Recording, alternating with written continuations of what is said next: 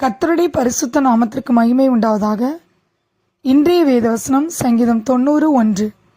ஆண்டவரே தேவரீர் தலைமுறை தலைமுறையாக எங்களுக்கு அடைக்கலமானவர். பல ஆபத்துகளும் பிரச்சனைகளும் நிறைந்த உலகத்தில் நாம் வாழ்ந்து வருகிறோம். இப்படிப்பட்ட சூழ்நிலையில் தலைமுறை தலைமுறையாக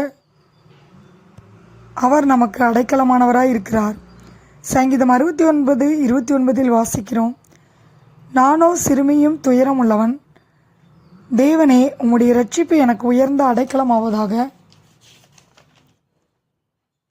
தாவீதுக்கு தேவன் அடைக்கலமாய் இருந்தார். அவருடைய இரட்சிப்பு தாவீதுக்கு அடைக்கலம் என்று சொல்கிறார். நாம் பாவத்தை விட்டு மனம் திரும்பி கர்த்தரிடம் வரும்போது இயேசுவின் இரத்தத்தால் நமது பாவங்கள் மன்னிக்கப்பட்டு நாம் பெற்றுக்கொள்கிற இரட்சிப்பே நமக்கு அடைக்கலமாய் இருக்கிறது. சங்கீதம் 68:20 வாசிக்கிறோம். நம்முடைய தேவன் இரட்சிப்பை அருளும் தேவனாயிருக்கிறார். கர்த்தர் கிருபையாக கொடுக்கும் இரட்சிப்பே நமக்கு அடைக்கலமாக பாதுகாப்பாக இருக்கிறது. எரேமியா 4:14 வாசிக்கிறோம். எருசலேமே, நீ இரட்சிக்கப்படும்படிக்கு உன் இருதயத்தை பொல்லாப்பற கழுவு. எந்த மட்டும் அக்கிரம நினைவுகள் உன் உள்ளத்திலே தங்கும். இரட்சிக்கப்பட வேண்டுமானால் நம் இருதயம் பொல்லாப்பற கழுவப்பட வேண்டும். இயேசு கிறிஸ்துவின் ரத்தம் சகல பாவங்களை நீக்கி நம்மை சுத்திகரிக்கும்.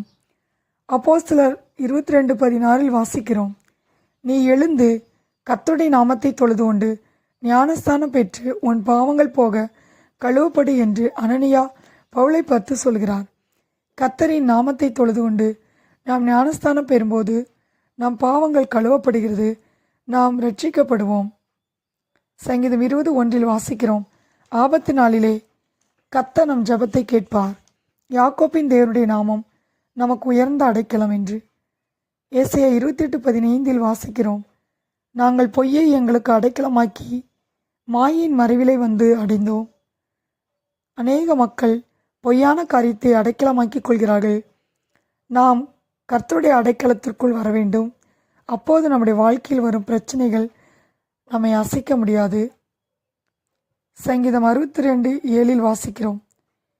என் இரட்சிப்பும் என் மகிமையும் தேவனிடத்தில் இருக்கிறது. என் கண்மலையும் என் அடைக்கலமும் தேவனுக்குள் இருக்கிறது.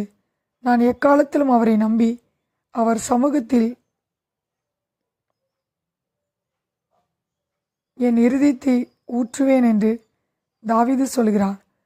நாம் எக்காலத்திலும் அவரை நம்பி அவர் சமூகத்தில் நம் இருதயத்தை ஊற்றிவிடும்போது தேவன் நமக்கு அடைக்கலமாக இருக்கிறார். தாவீதுக்கு அவர் அடைக்கலமும் இரட்சிப்புமா இருந்தார். தாவீதின் வாழ்க்கையில் வந்த பிரச்சனைகள் தாவீதை அசைக்கவில்லை. நம்முடைய வாழ்க்கையிலும் நமக்கு எத்தனை பிரச்சனைகள் வந்தாலும் அவர் நமக்கு அடைக்கலமும் இரட்சிப்புமாய் இருக்கிறார். கர்த்தரின் நாமம் நமக்கு உயர்ந்த அடைக்கலம். அவர் நமக்கு தலைமுறை தலைமுறையாக அடைக்கலமானவர். சங்கீதம் 90:1 வாசிக்கிறோம். ஆண்டவரே தேவரீர் தலைமுறை தலைமுறையாக எங்களுக்கு அடைக்கலமானவர். கர்த்தர் தாமே இந்த வார்த்தையை ஆசீர்வதிப்பாராக. ஆமென்.